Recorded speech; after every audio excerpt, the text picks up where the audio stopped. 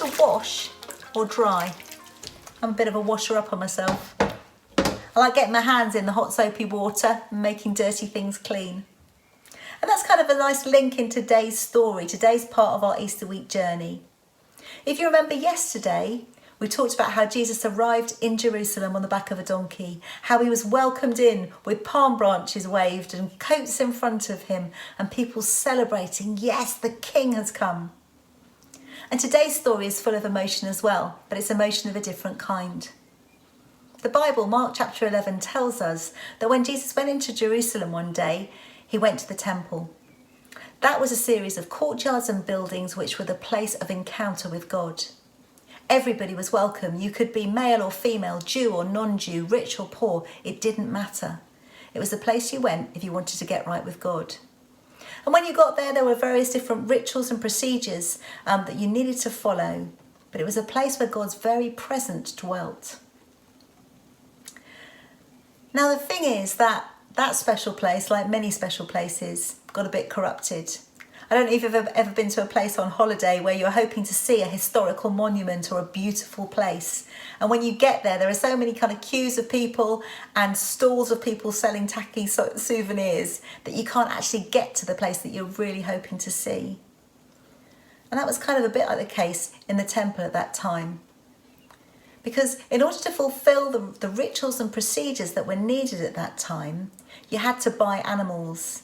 And around the purchase of animals, a whole industry had built up.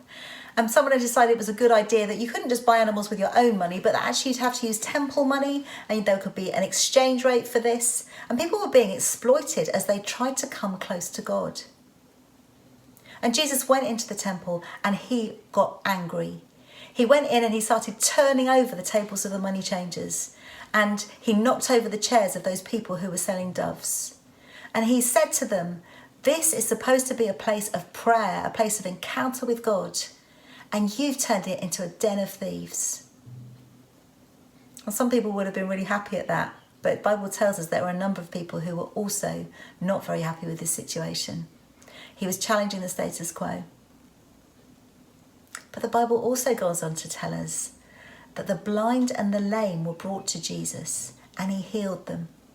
And I love that. Jesus went to this place where people were supposed to be able to encounter God and had been kept from God. And yet he turned it round. He healed people. He met them there. He gave them their encounter with God. And that's something that I'd love to think us to think about today. I wonder if there are places that you would love to encounter God. I wonder if you feel that there are things in the way that stop you doing that. Maybe it's experiences that you've had with church or with Christians in the past. Maybe it's particular things that you have put in the way as barriers, thinking that you're not good enough, that you can't do this, that you don't know the right words to say or the prayers to pray, or it hasn't worked in the past. All of these things have kind of got in the way between you encountering God. And I think today and this week, the invitation is to look afresh at Jesus and the fact that he would love to meet with each one of us. And so if you'd like to, perhaps you could join me and we'll pray. Jesus, I'm sorry for the things that have got in the way, whether they're things that I've put in the way or the experiences that have happened to me that have blocked my connection with you. Please would you come and show me who you are.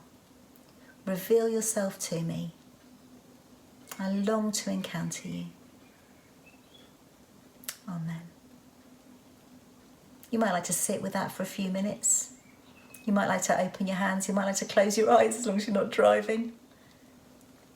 And just take a moment and invite Jesus to encounter you now.